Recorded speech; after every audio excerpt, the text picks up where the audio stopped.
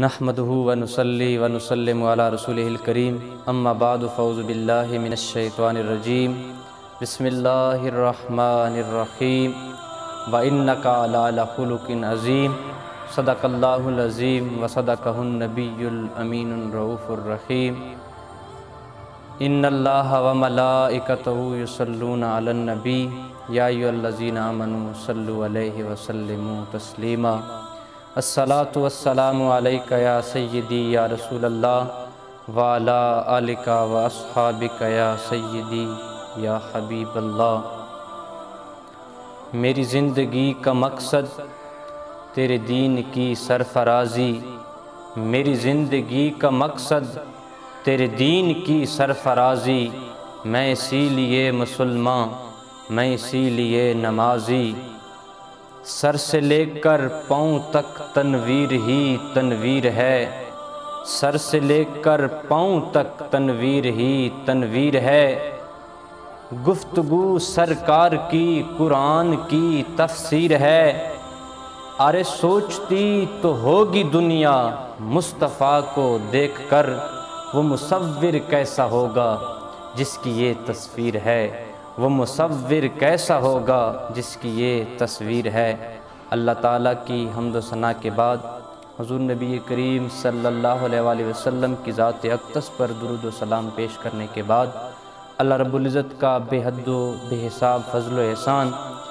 کہ خالق کائنات نے اپنی توفیق خاص سے توفیق دی ہے، دعا ہے کہ اللہ رب العزت حق اور سچ بیان کرنے کی توفیق عطا فرمائے۔ حضرات محترم، میں نے آپ کے سامنے قرآن مجید فرقان حمید میں سے ایک آیت شریف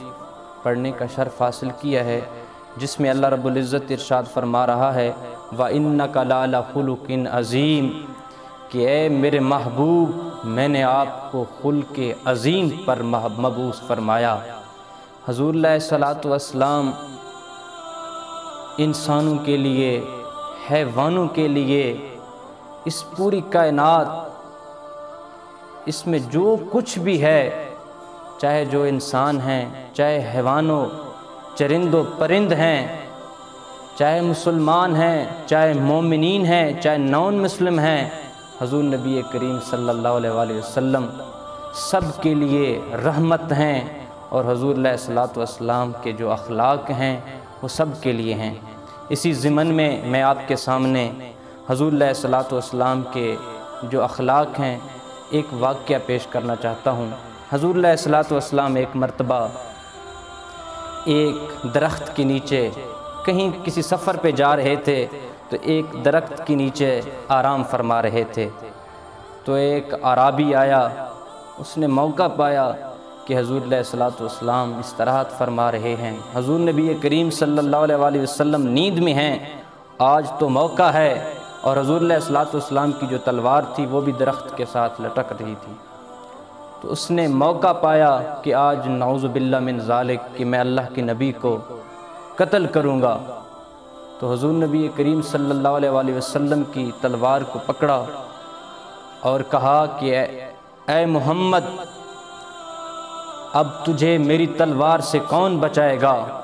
تو حضور علیہ الصلوۃ والسلام اٹھے، اللہ کے محبوب نے فرمایا اللہ،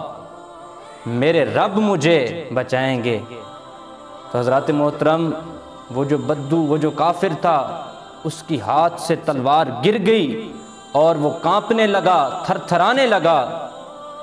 حضور علیہ الصلوۃ والسلام نے تلوار لی اور اللہ کے محبوب نے فرمایا اب بتا تجھے کون بچائے گا؟ تو وہ بڑا چلاک تھا، جانتے تو تھے کہ حضور کے اخلاق بہت بلند ہیں، حضور رحمت للعالمین ہیں، حضور رحمت للعالمین ہیں۔ تو اس نے کہا یا رسول اللہ صلی اللہ علیہ وآلہ وسلم، سنا ہے تو بڑا کریم ہے، تیرے بڑے اچھے اخلاق ہیں، تو ہر کسی کے ساتھ اخلاق کے ساتھ پیش آتا ہے، یا رسول اللہ تو اپنے جان کے دشمنوں کو بھی معاف فرما دیتا ہے۔ تو حضور علیہ الصلوۃ والسلام نے فرمایا جا، میں نے تجھے معاف کیا، جا میں نے تجھے معاف کیا، صرف معاف نہیں کیا، اللہ کے محبوب نے فرمایا یہ تلوار بھی لے جا، یہ تحفتاً تمہاری ہے، تو لے سے۔ تو اللہ کے محبوب اپنے دشمنوں سے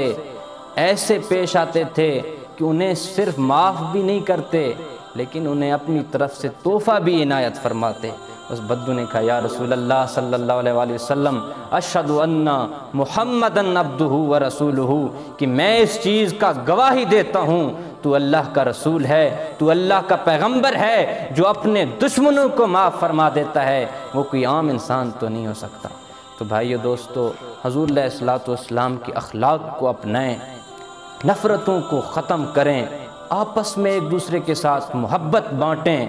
دوریاں دور کریں، حضور نبی کریم صلی اللہ علیہ وآلہ وسلم کی اسوہ حسنہ پر عمل پیرا ہو جائیں، دوسروں کے ساتھ اخلاق سے پیش آیا کریں، اپنے والدین، اپنے دوست احباب، جو آپ کا کیٹاگری ہے، جہاں تک آپ کی جو ہے نا رسائی ہے وہاں تک آپ کی اخلاق ہونی چاہیے۔ آپ اپنے دوستوں کے ساتھ اخلاق کے ساتھ پیش آئیں، دنیا والوں، جہان والوں، جہاں کہیں بھی آپ کے معاملات ہیں آپ وہاں اخلاق کا مظاہرہ کریں۔ حضور علیہ الصلوۃ والسلام